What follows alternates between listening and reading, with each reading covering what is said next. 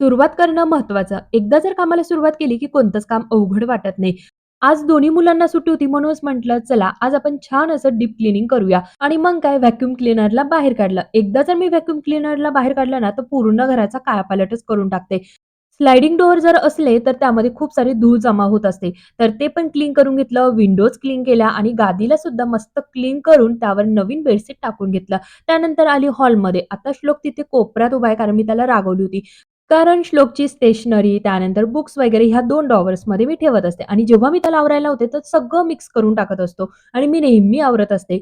दोन्ही ड्रॉवर्स छान आवरून घेतले. त्यानंतर मी त्याला अभ्याससुद्धा दिला. कारण दोघांना सुट्टी आहे आणि मी जोपर्यंत आवरते ना, तोपर्यंत ते खूप मस्ती करणार हे मला माहिती होतं. त्यामुळे दोघांनाही अभ्यासाला बसवलं. त्यानंतर जे काही गालिचा आहे, तो पण क्लीन करून घेतला. सोफासुद्धा क्लीन केला. टीव्ही पण छान अशी पुसून घेतली. किती सुंदर पिलो कव्हर दिसतायत ना, तर त्या मी कुठून घेतल्या, कितीला घेतल्या याचा लाँग व्हिडिओ मी कालच अपलोड केलेला आहे. नक्की चेकआउट करा. त्यानंतर मी ग्राससुद्धा क्लीन करून घेतली. दररोज घरामध्ये इतकी क्लीनिंग करून सुद्धा किती धूळ आणि किती तो कचरा. तुम्ही बघू शकता. एका तासात मी घर छान असं चमकवलं होतं. That's it today. चलो बाय.